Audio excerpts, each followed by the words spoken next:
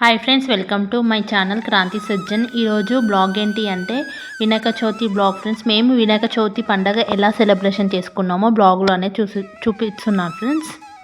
ఇంకా పండగకి ముందు రోజే నేను ఇంకా బయట క్లీన్ చేసేసుకొని ఇల్లు మాఫ్ పెట్టేసుకున్నాను ఫ్రెండ్స్. అలా చేసుకుంటే మనకు పండుగ రోజు కొంచెం తొందరగా పని అవుతుంది.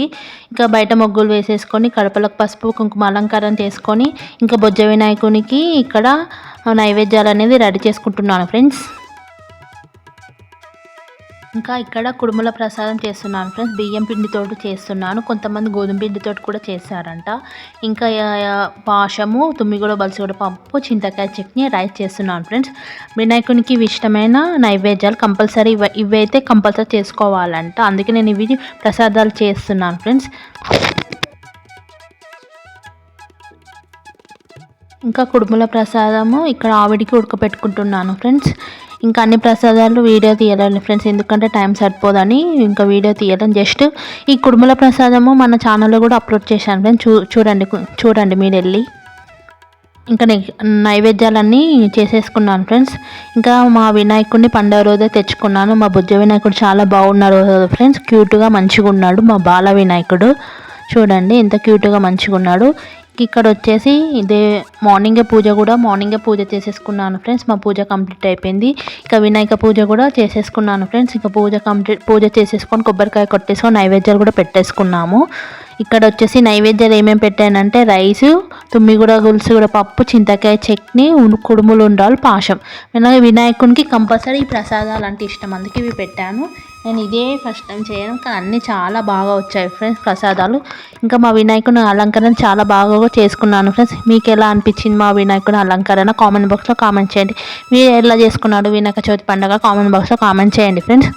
మా పూజ అయితే మంచిగా సింపుల్గా అయినా మంచిగా చేసుకున్నాను ఫ్రెండ్స్. ఇంకా మా వినాయకుడిని 9 రోజులు పెట్టేసుకున్నాను, 9వ రోజు నిమజ్జనం చేసేసుకున్నాను. ఇక్కడ వచ్చేసి పూజ చేసుకున్నాను, ఇక్కడ హారతి ఇస్తున్నాను ఫ్రెండ్స్. ఈ వీడియో తీశారు మా ఆయన. ఇంకా ఇక్కడ మా వినాయకునికి హారతి అనేది ఇస్తున్నాను చూడండి. హారతి ఇచ్చి ధూపం వేసి పూజ కంప్లీట్ చేసేసుకొని నైవేద్యాలు పెట్టేసుకొని ఆ తర్వాత మేము తిన్నాము ఫ్రెండ్స్. పూజ అయితే చాలా బాగా కంప్లీట్ అయిపోయింది.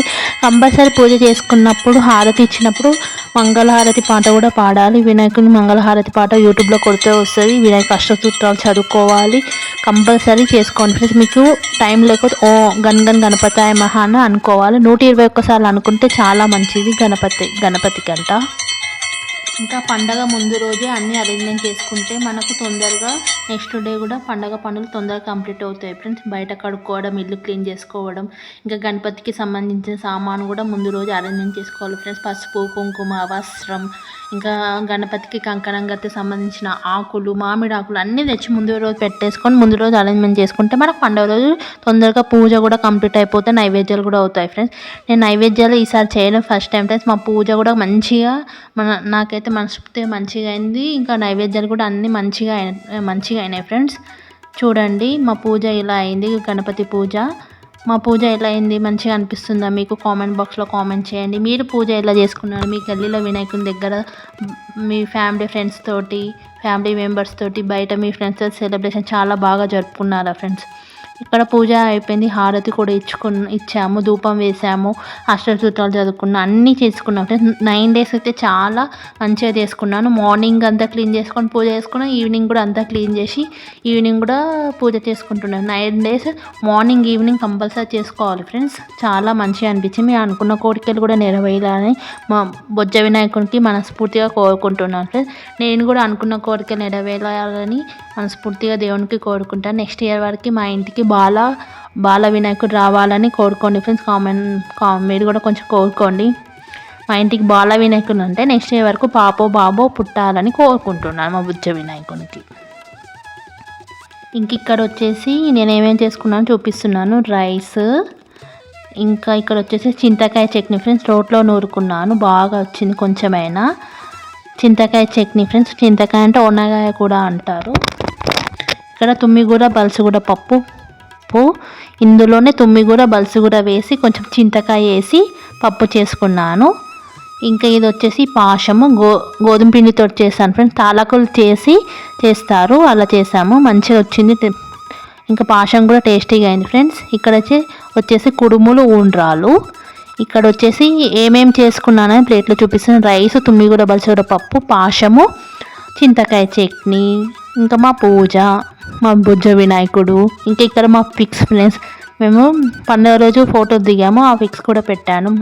నేను మా హస్బెండ్ పూజ చాలా బాగా జరుపుకున్నారు. మీరు కూడా అనుకున్న కోరికలు నెరవేరాలని ఆ దేవుణ్ణి మనస్ఫూర్తిగా కోరుకుంటున్నాను. కామెంట్ బాక్స్లో కామెంట్ చేయండి మీరు పూజ ఎలా చేసుకున్నారో.